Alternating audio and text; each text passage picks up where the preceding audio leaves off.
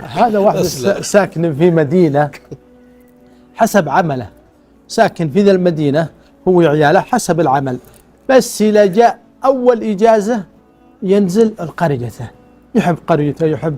فذاك اليوم جت إجازة طويلة شوي، فقال لعياله مشينا. والقصة أول ما طلعت الجوالات كم لها كم سنة حوالي؟ هي 1416 لا 400 وكم طلع 16 17 يعني لها حوالي كم؟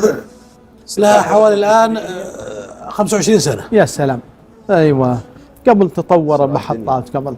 المهم ركب عياله بذاك الجمس الكبير، عنده عياله وعنده بنت عمرها 17 يوم ركبوا في الجمس قالت البنية ذي 17 أو 18 أنا عاد عليه برد ذاك اليوم، قالت أنا أبى أتغطى بالكمل وتعبانة شوي وبنوم ورا يا أبوي.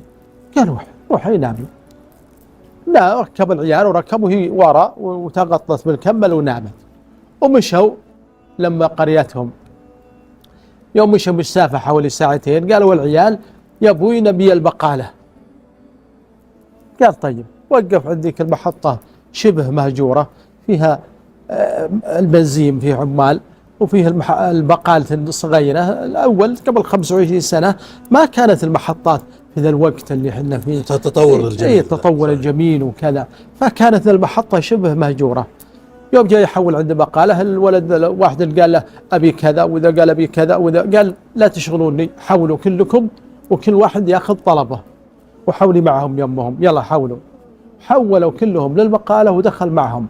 البنية اللي نايمة قامت الله يعزكم تبي دورة المياه.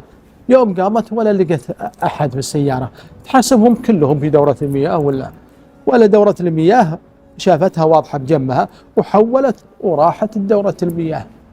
الله يعزكم. كرمت.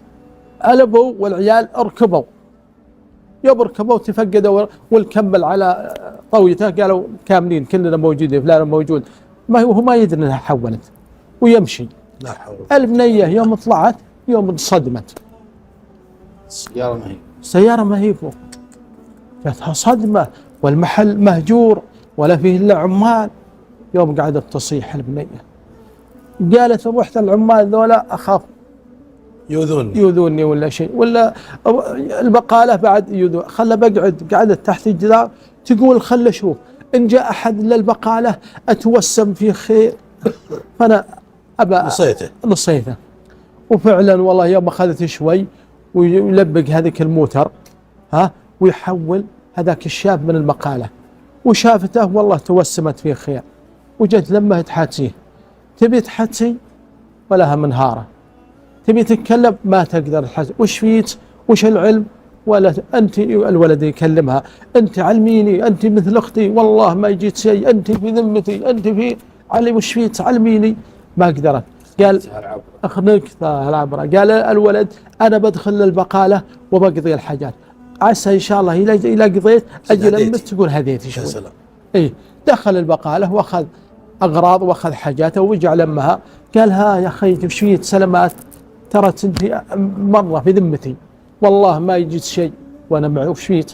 يوم أشهر له هدت وعلمته أن القصة أن هله راهو. قالوا خلاص أنت من وين ديرة؟ قالت أنا ديرتنا الفلانية اللي احنا ساكنين فيها ورايحين ديرتنا الفلانية. ولا الولد ذا قال أنا ساكن في المدينة الفلانية، ما عليك، بغيت وديت للديرة الفلانية، بغيت وديت للقرية، لكن أحسن شيء إن نصبر. أكيد أهلت إلى فقدوت يبي يرجع. وله معه 2 هو هذا ومعه 2 من أخوياه. أخذ البنية يوم وقفوا في نهاية الشارع ولا برد، قال واحد منهم ورا يا فلان ما نخليها هي تقعد بالسيارة البنت وحنا نفل فريشنا ونقعد ننتظر. قال واحد قال شورك وهداية الله، الشورك وهداية الله. فلوا فراشهم وحولوا قعدوا وقالوا للبنت اقعدي في السيارة. قالت زين. يوم قعدوا الله لا يهينك، يوم قعدوا في الأرض الشيطان لعب على أخوياه. شيطان فكر فقال واحد منهم يا فلان هذه فرصة لا نفوتها، خلنا نغتنمها. قال يا شيخ خف من الله، هذه بوجهي، هذه بذمتي، ما يصير. قال يا رجال وش بذمتك وانت ايش تقول يا فلان؟ قال والله انا اقول انها فرصة، انا مع فلان. يوم الجيل قلبوا على خويهم، قال يا جماعة اتقوا الله، هذه بوجهي، هذه بذمتي، هذه. قال ابد. وقاموا يكلمون البنت، حمق ابو الرجال ذا، وراح لم الدرج وطلع معه مسدس، وطلع المسدس. قال شوفوا والله يا من قال لها شيء ولا كلمها والله لا حش، انتم ما انتم اخويا اصلا، مع السلامه، لا تحدثوني ولا حدثيكم من اليوم رايح، انتم ما تستاهلون من يخاويكم، ما تستاهلون من يمشي معكم، انتم خونه. ويطردهم. قال يلا شوفوا روحوا خذوا لكم السياره ولا اي واحد ووقفوه يوديكم بالمسدس. وراحوا طردهم، يا خويك يا فلان ما انتم اخويا انتم، وطردهم. المهم يوم قعد حوالي ساعه، وقعد يوم اقبل الجمس، البنيه شافت الجمس بالسياره وتحاول وتنطلق لما الجمس، ووقف الجمس ووقف ابوها. يوم وقف وينطلق لمها ويخمها ويقعدون يصيحون، ويصيح. اخذ دقيقتين وثلاث دقائق وخامها. يوم تذكر هي حولت من السياره. ايه قال ابنيتي وش اللي حولتي منه وشلون وش صار؟ قالت يا ابوي هذا جزاه الله خير اجودي، انا قصته كذا وكذا، هذا لقيته عند البقاله وكلمته وحصل كذا وحصل مع اخويا كذا، وانه طردهم وانه حماني بعد الله سبحانه وتعالى. هو يوم راح لمه ولقاه في سيارته وطق عليه أنا يلا، وقام يدعي له الله يجزاك خير، الله يطول عمرك، الله يبيض وجهك، تكفى عطني تلفونك. قال الله يسلمك انا ما فعلت هذا لله ولا يحتاج. قالوا لو ابي تلفونك لازم. اعطاه تلفونه. انت منين ومن انت من اللي قال لك؟ اطلعوا كلهم من عرب طيبه الاخوان، وهو في نفس المدينه اللي ساكن فيها الرجال. يا سلام. المهم راحوا يوم صار اختصر الموضوع فكروه يوم صار المدينه. ها اقول لهم ودي البنت اسرع له. ترى احيانا اشكاليه توديات البنت، ترى مي بسهله. اي يجون اهلها. اي يعني ترى المساله مي بسهله. اسلام تركب معك.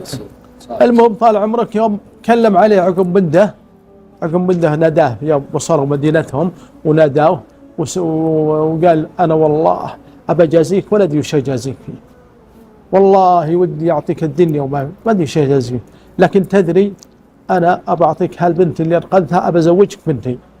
الله. اي اذا وفقت انا بزوجك هالبنت، ابى ازوجك هالبنت، وانت ماني بغاصب، ان كان تبي، لكن شاور اهلك وشاور جماعك وانا تحت امرك. يا سلام.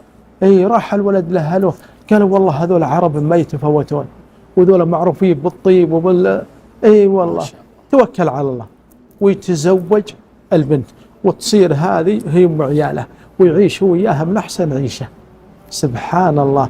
بعد ما كانوا هذولاك الفسقه بغوا يفسدون عليه. شوفوا شلون اصلح نيته وحصل البنت.